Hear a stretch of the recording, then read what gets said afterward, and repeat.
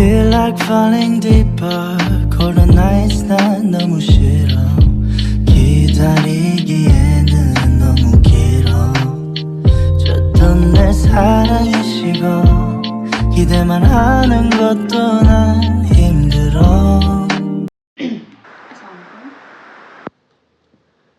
This is my cat. He's very cute. Let's start the video. Today is the day 1.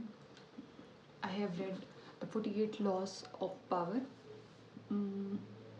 but I have came across the problem that कि आप पढ़ते हैं, they are very good, बहुत useful laws हैं, लेकिन अब जैसे जैसे उनको पढ़ते हैं, आप उनको पढ़ते हैं, आप उनको समझते हैं, यू अंडरस्टैंड देम, लेकिन आपको ये समझ नहीं आता कि how to implement real life, आप रियल लाइफ में उनको इम्प्लीमेंट कैसे करें. That's why I am starting this series, जिसमें 48 लॉज ऑफ पावर को मैं 48 शॉर्ट्स में एक्सप्लेन करूँगी, 48 चंक्स में एक्सप्लेन करूँगी, जिसमें आपको हर लॉ का ये पता चल सके कि how to apply them in your real life, और उनको मैंने अप्लाई कैसे किया और उन लॉज ने क्या रिजल्ट्स यील्ड किए मेरे लिए, मेरी लाइफ में उन्होंने क्या अफेक्ट किया. Let's start with the first law. First law को मैंने कुछ इसके चंक्स अपनी कॉपी में नोट किए. Okay, the first law states that never outshine your master, make your master appear more brilliant than they really are, and मेरी cat खेल रही है, and you will attain the heights of power. Basically it's about never outshine your master. हर law को 48 laws of power में Robert green ने हर law को एक्सप्लेन करने के लिए एक छोटी सी स्टोरी मेंशन की है. Let me read it. मैं आपको ये स्टोरी सुनाती हूँ और उसके बाद मैं आपको बेहतर तरीके से ये कुछ चंक समझा सकूँगी और ये कि मैं रियल लाइफ में इस लॉ को कैसे अप्लाई करती हूँ. स्टोरी है निकोलस की, जो कि फाइनेंस मिनिस्टर था किंग लुइस की 14 की फर्स्ट ईयर में. उसकी फर्स्ट ईयर ऑफ किंगशिप में उसका फाइनेंस मिनिस्टर था निकोलस.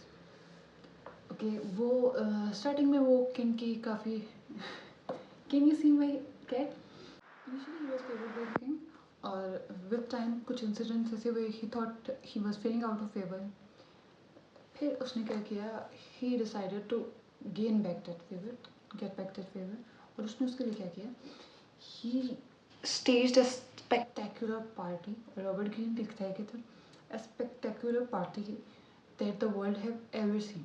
बहुत बेहतरीन पार्टी उसने अरेंज की, जिसके गेस्ट ऑफ ऑनर कौन था, खुद किंग लुइस 14. और उसके पार्टी का मकसद क्या था, किंग को प्रेस करना, किंग की फ्लैटरी करना, ताकि वो क्या करे, वो दोबारा से अपने फाइनेंस मिनिस्टर को फेवर करने लगे. लेकिन एक शॉकिंग टर्न क्या हुआ, नेक्स्ट डे क्या हुआ, Nicolas was arrested on the order of the king. किसके ऑर्डर पे, किंग के ऑर्डर पे ही वाज अरेस्टेड. और कई ट्रायल्स और फिर उसके बाद क्या हुआ, he was sent to isolated prison, जिसमें उसने ज़िंदगी के 20 साल गुजारे, आखिरी 20 साल गुजारे. एक दिन पहले पार्टी हुई, जिसका जो एक स्पेक्टेकुलर पार्टी थी, जिसका गेस्ट ऑफ ऑनर किंग था, और जिसका मकसद ही किंग को फ्लैटर करना था. क्या, लेकिन हुआ गया, उसने अपनी स्पेक्टेकुलर पार्टी से किंग को क्या रियलाइज़ करवाया, अपने मास्टर को क्या रियलाइज़ करवाया, कि किंग ने रियलाइज़ किया कि ऑल ऑफ माई फ्रेंड्स, मेरे सारे दोस्त, मेरे सारे कंपेनियंस और मेरे सारे सब्जेक्ट्स, मेरी सारी रियाया, they are more charmed with the finance minister. वो फाइनेंस मिनिस्टर को ज़्यादा प्रेस कर रहे हैं, मेरे से भी ज़्यादा, लाइक किंग से भी ज़्यादा वो फाइनेंस मिनिस्टर को प्रेस कर रहे हैं. इससे इसने क्या किया, किंग की इनसिक्योरिटी, किंग को इनसिक्योर कर दिया. ओके, किंग को इनसिक्योर कर दिया. लेकिन किंग ने ये मानना नहीं था, ऑब्वियसली उसने ये मानना नहीं था, उसने एडमिट नहीं था करना. उसने क्या किया, उसने एक कन्वीनियंट एक्सक्यूज़ वो किया कि फाइनेंस मिनिस्टर को उसने करप्शन के लिए, कि वो कौमी ख़जाने से पैसे ले आए. इस इवेंट को कैसे कहा जाता है, इस इवेंट को कहा जाता है कि व्हेन द इवनिंग बिगिन, जब शाम शुरू हुई, तो Nicolas was at the top of the world, but when it ended he was at the bottom. Party जो किंग के लिए वो की गई, जो एक स्पेक्टेकुलर पार्टी थी, जो ब्रिलियंट पार्टी थी, और जो कि जिसके गेस्ट ऑफ ऑनर किंग था, लेकिन उसका रिजल्ट क्या निकला, उसकी प्राइस उसको, उस पार्टी की प्राइस उसको अपनी पूरी ज़िंदगी से देनी पड़ी. सिर्फ इस वजह से कि he outshined his master. Okay, उसके बाद रॉबर्ट ग्रीन क्या कहता है, when you display your talents you naturally stir up all kind of resentments, envy and other manifestations of insecurity. जब अपना टैलेंट डिस्प्ले करते हैं, जब आप सबको पता लाइक आप डिस्प्ले करते हैं, आप अपना काम डिस्प्ले करते हैं, सबको पता चलता है कि यू आर टैलेंटेड, तो क्या होता है, people resent you, people envy you, और all kinds of insecurities show होती हैं। ऑल्दो ये कहा जाता है, ये है और ये एक फैक्ट है कि आप दूसरों की पेटी फीलिंग्स के बारे में सोचते सोचते सोचते अपनी ज़िंदगी नहीं गुजार सकते। लाइक आप अपने टैलेंट्स को छुपा नहीं सकते कि लोग इनसिक्योर, ऐसा नहीं कर सकते।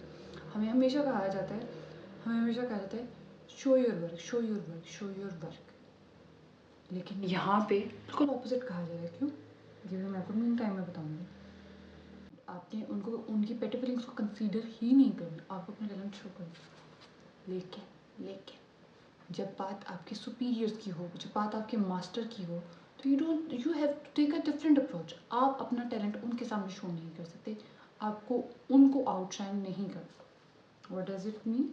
You have to take a different approach. आपका मास्टर आपको, आप अपना टैलेंट दिखाएंगे, आपका मास्टर आपको अप्रिशिएट ज़रूर करेगा, आपका मास्टर आपकी तारीफें करेगा, लेकिन क्या करेगा, जैसे ही उसको पहली अपॉर्चुनिटी मिलेगी वो आपको रिप्लेस कर देगा with someone less intelligent, less attractive, less threatening. सबसे बड़ी बात जो आपको ये देखनी, अगर आप अपने मास्टर को आउटशाइन करते हैं, लाइक अगर आप अपने जब आप ये शो करते हैं टैलेंट्स को करने का मतलब क्या है कि आप अपने और कंपेनियंस को और जो कि मास्टर के सब ऑर्डिनेट्स हैं उनको बता रहे हो कि I am more brilliant than my master, जो कि मास्टर की इनसिक्योरिटी को, उसकी पावर को थ्रेटन करता है। यू आर थ्रेटनिंग हिम, तो वो क्या करेगा, वो आपको रिप्लेस कर देगा with someone less threatening. Obviously ये विल नॉट एडमिट इट कि वो इनसिक्योर है, ये है, वो है, but he will do it. आपने करना क्या, फ्लैटर योर मास्टर, अपने मास्टर की तारीफें करें। Let me first tell you what Robert Green has written, फिर मैं आपको बताती हूँ कि as a introvert real life में आपको क्या करना है। If you are more intelligent than your master, seem opposite. अगर आप उससे इंटेलिजेंट भी हैं, अगर आप अपने मास्टर से इंटेलिजेंट भी है, आपने ये नहीं दिखाना, आपने ऑपोजिट लोगों को दिखाना है। आपने सबको दिखाना है कि no, my master is more intelligent than me, make him appear more intelligent, act naive. आपको अपने मास्टर के साथ में शो करना है। यू नीड हिज एक्सपर्टीज, आपको उसकी एक्सपर्टीज की ज़रूरत है। कमिट हार्मलेस मिस्टेक्स, ऐसी मिस्टेक्स आपने कमिट करनी है जो कि आपको लॉन्ग टर्म में हार्म नहीं करती, लेकिन क्या करना है, आपने मिस्टेक्स कमिट करके आपने उसकी हेल्प मांगनी है। इससे क्या होगा,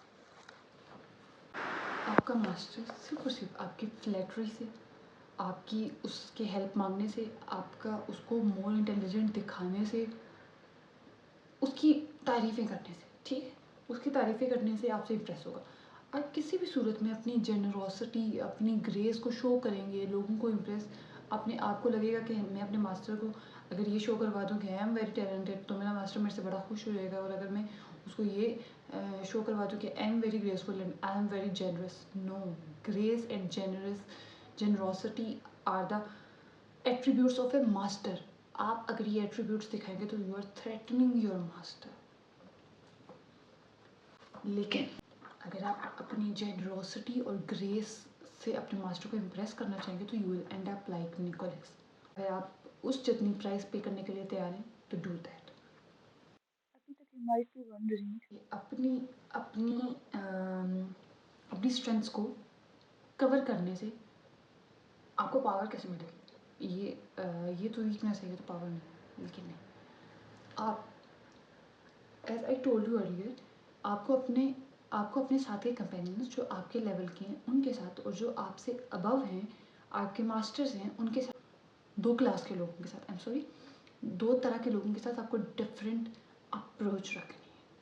आपको कहा जाता है कि शो योर वर्क और outshine your companions, not your master. आपको अपनी स्किल्स शो करनी है, आपको बताना है, आपको अपना काम दिखाना है, सब कुछ करना है अपने साथ वालों के साथ, अपने बराबर वालों के साथ।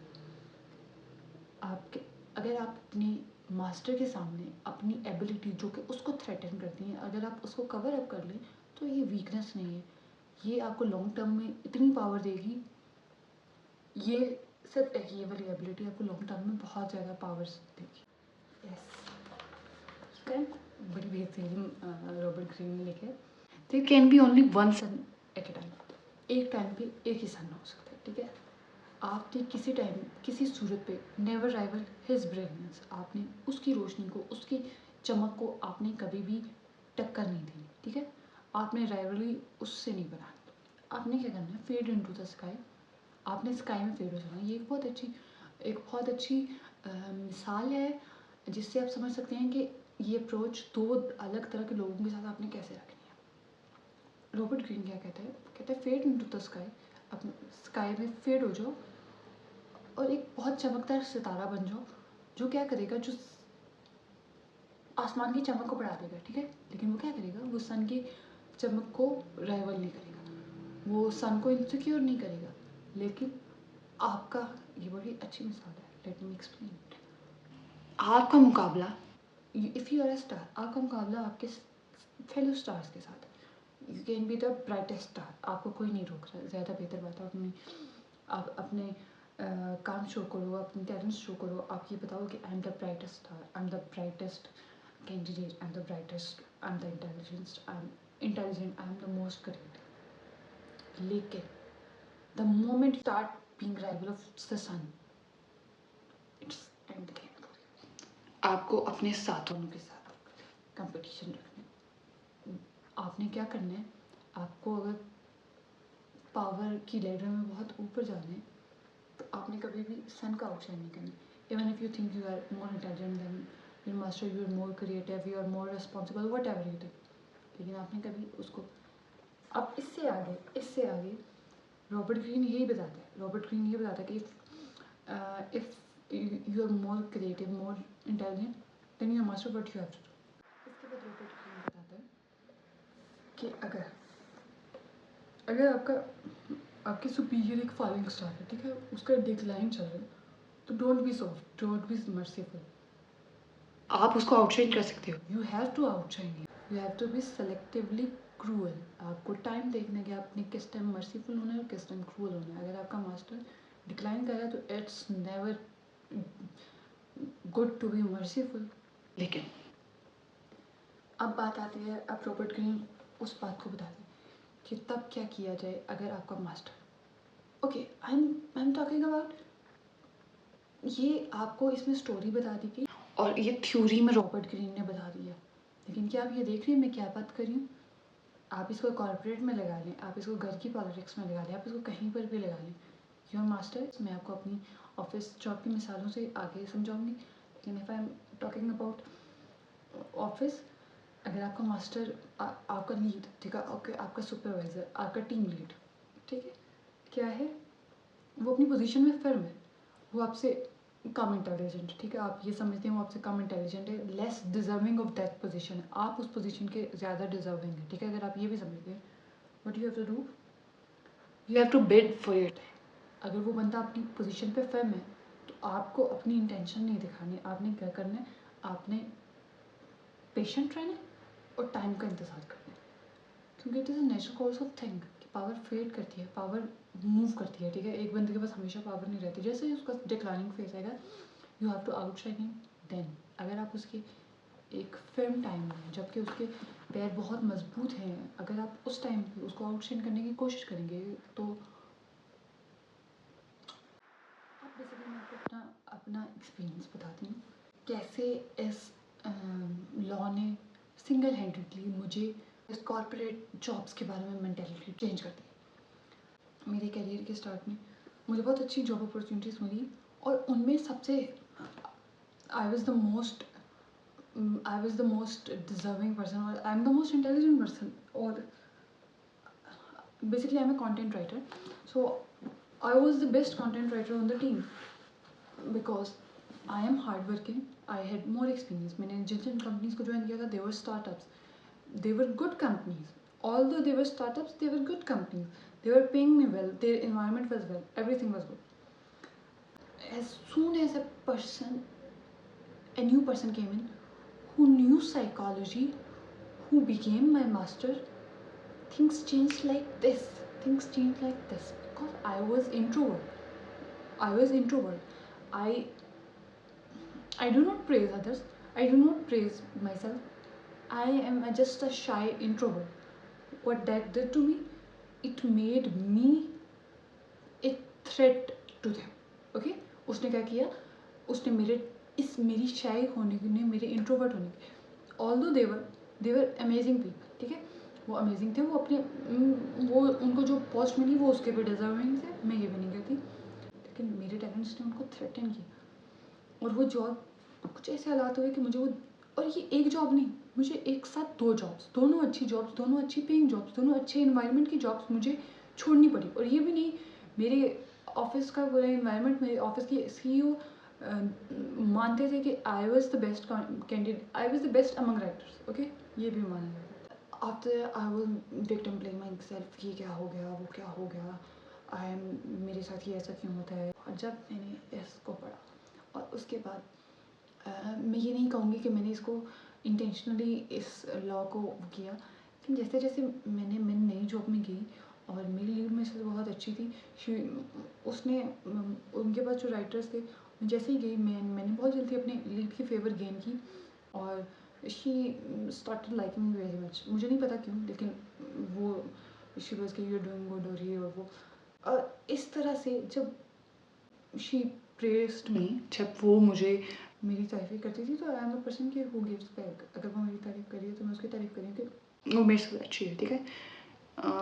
वो मुझे किसी भी तरह से तंग नहीं कर रही, तो obviously I will praise her, okay, I will praise her, क्योंकि वो मुझे तारीफ़ करी है। जो बंदा तारीफ़ नहीं करता, हमेशा इंट्रोवर्ट, मैं उसकी तारीफ़ नहीं करूँगी, मैं उसके साथ ओपन अपनी। इसने क्या किया, मुझे मेरे ऑफिस में हर वो चीज़ मिलती थी जिसको मैं मांगती थी, जिसको मैं मांगती थी, जो चीज़ मुझे चाहिए थी, जो चीज़ें बहुत मुश्किल, आई एम वर्किंग रिमोटली, मुझे मिलती है by using this law.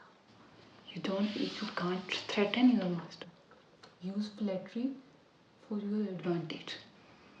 Okay? आपको ये भी नहीं है कि आपको